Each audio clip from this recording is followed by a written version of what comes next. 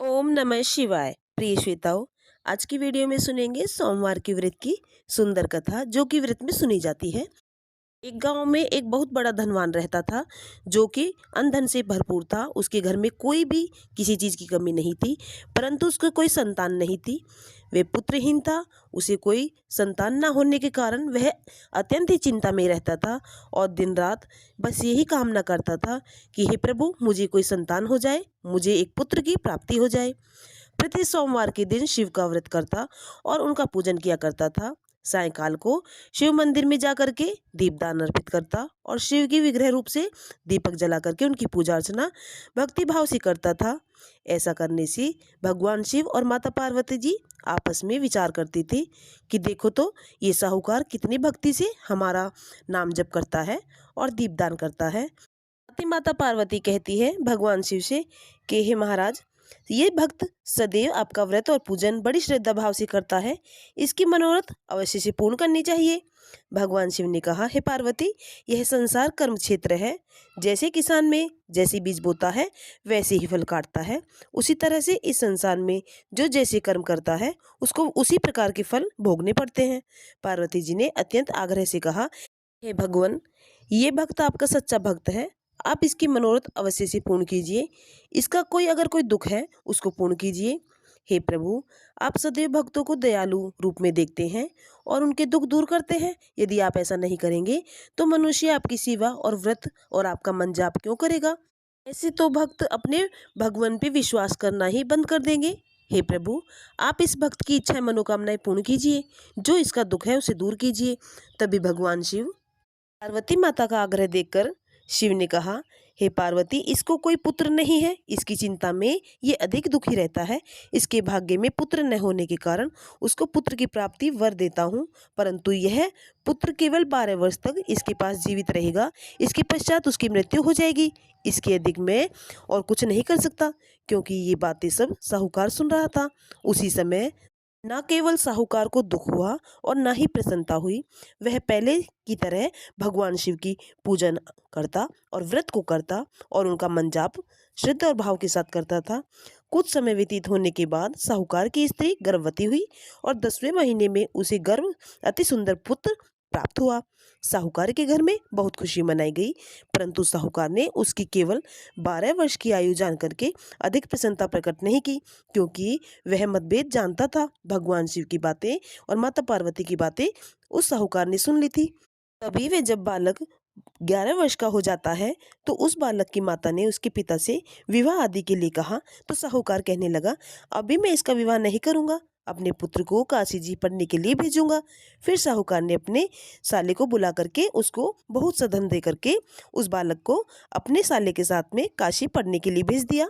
तभी रास्ते में जिस स्थान पर तुम जाते हो वहां पर यज्ञ और भोजन कराना, सबकी सेवा करना, इस रूप से उन दोनों को समझाकर उस साहूकार ने भेज दिया।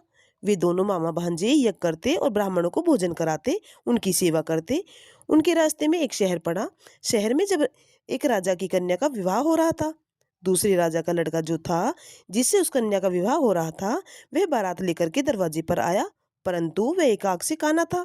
उसके पिता को जब इस बात की खबर लगी तो वह बड़ी चिंता में हो गया। कहने लगा कि देखो तो, ये जो मेरा जमाई है ये तो एकाक से काना है, मैं अपनी कन्या का विवाह कैसे करूं इसके साथ?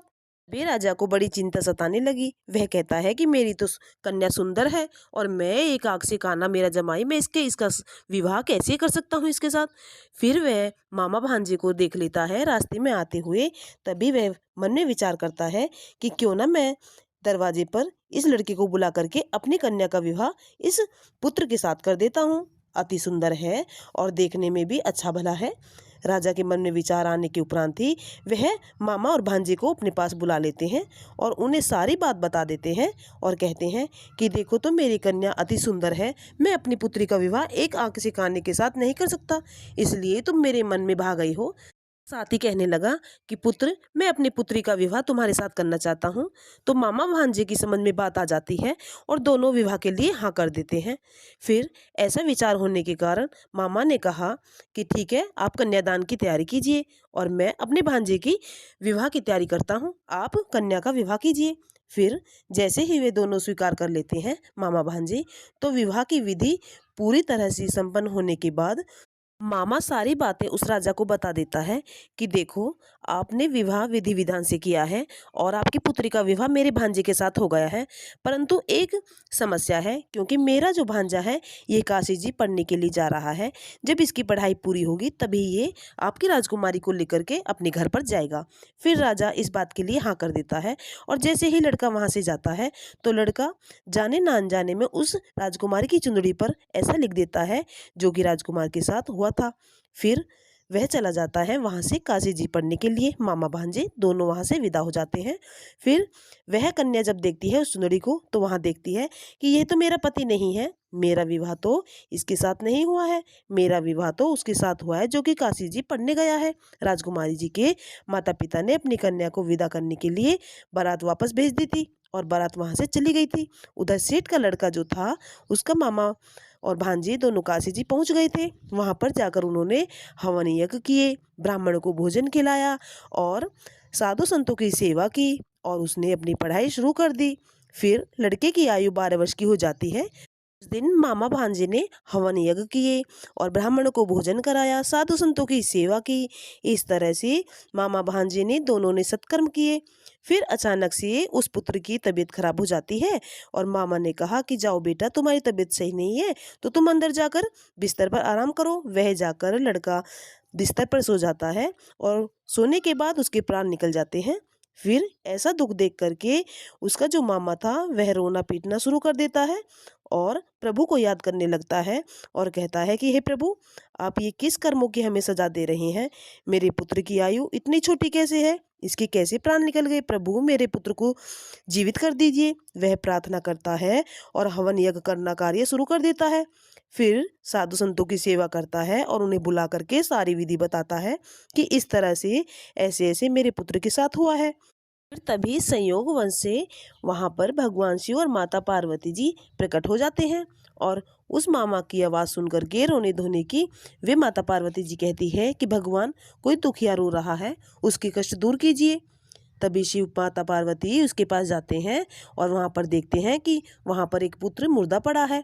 पार्वती जी कहने लगी, महाराज, ये तो उसी सेठ का पुत्र है जो कि आपके वरदान से प्राप्त हुआ है। भगवान शिव कहने लगे, हे पार्वती, इसकी आयु इतनी ही थी क्योंकि ये सुख भोग चुका।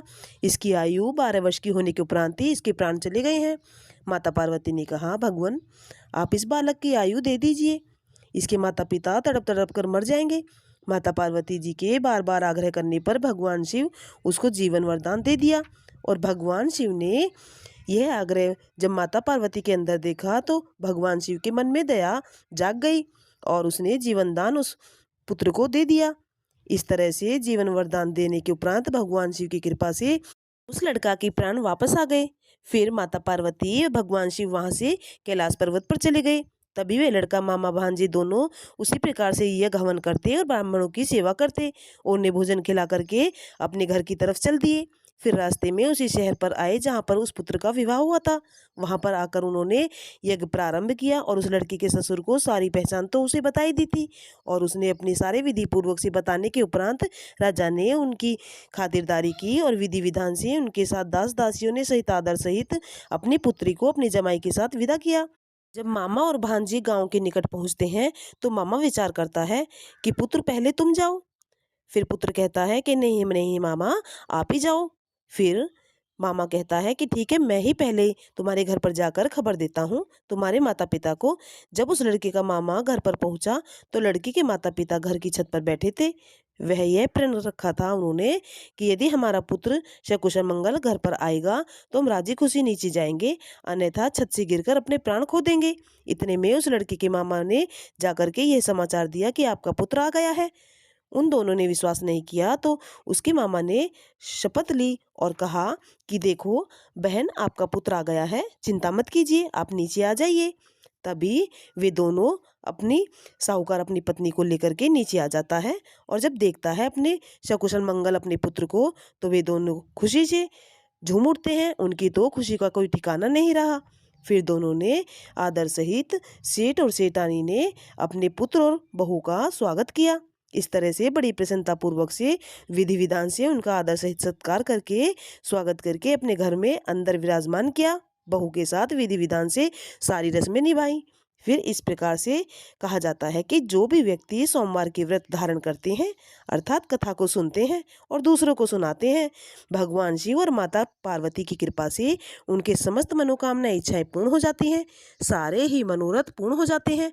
इस तरह से सोमवार के व्रत की कथा आज के व्रत की पूर्ण होती है। अगर ये वीडियो आपको पसंद आई हो तो वीडियो को लाइक करें, सब्सक्राइब करें, शेयर करें, कमेंट अवश्य करें।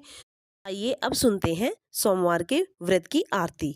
आरती करत जनक करि जोरे, बड़े भाग्य राम जी घर आए मोरे। जीत स्वयंवर धनुष चढ़ाए, सब भूपन के गर्व मिटाए।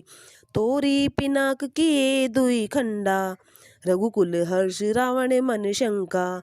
आई है लिए संग सहेली, हर्षि निरख वरमाला मेली। गज मोतियन के चौक पुराए, कनक कलश भरी मंगल गाए। कंचन थार कपूर की भांति, सुर नर मुनि जन आए हैं बराती। फिरत भावरे बाजा बाजे, सिया सहित रघुबीर बिराजे। धनि धनि राम लखन दाऊ भाई, धनि धनि दशरथ कौशल्या माई। राजा दशरथ जनक विदेही, भरत शत्रुघ्न परम स्नेही। मिथिलापुर में बजत बधाई, दास मुरारी स्वामी आरती गाई। आरती करत जनक करि जोरे, बड़े भाग्य राम जी घर आए मोरे। सोमवार के व्रत की आरती संपूर्ण होती है। वीडियो पसंद आई हो तो वीडियो को लाइक करें, सब्सक्राइब करें, शेयर करें, कमेंट अवश्य करें। हर हर महादेव।